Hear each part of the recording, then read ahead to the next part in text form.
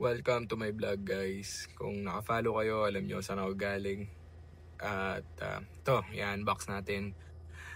Itong papasalubong ko sa sarili ko, syempre. Hindi naman ako papayag na wala akong pasalubong, di ba? So ayan, bumili tayo ng AGB Pista GPRR Futuro Carbonio Forgiato. Ayan, Italian kasi.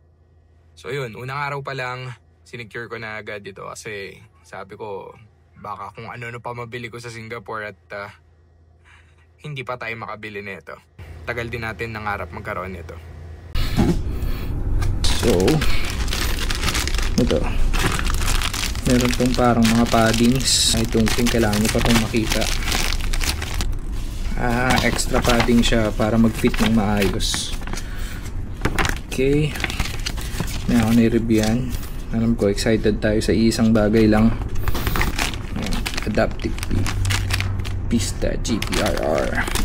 This one, big bite bulb, extra bulb pa dito for water, may silicone, may earplugs, tapos alam ko sa chin mount to, may sticker, and most likely user manual to, and warranty. So eto na ito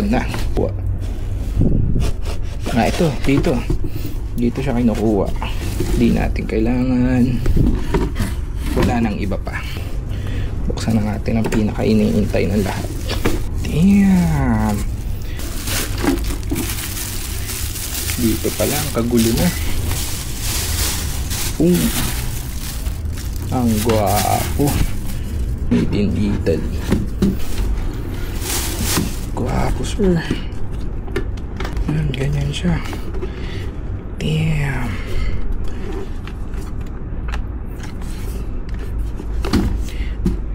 Sheesh.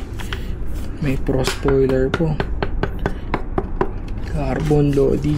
So ito ang special edition RR ng AGB Pista. Grabe, napaka-solid. Yan siya. Napakagaan. Parang 1 kilo lang. Dagpa siguro.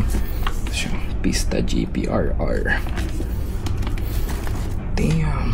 Made in Italy. Guwapo. Thank you sa sec ko. Carbon din. Nakapag-upgrade agad tayo in just few months. Salamat sa aking asawa na pinayagan tayong bumili. Damn. Susubukan natin to sa mga next vlog natin, guys. See you there.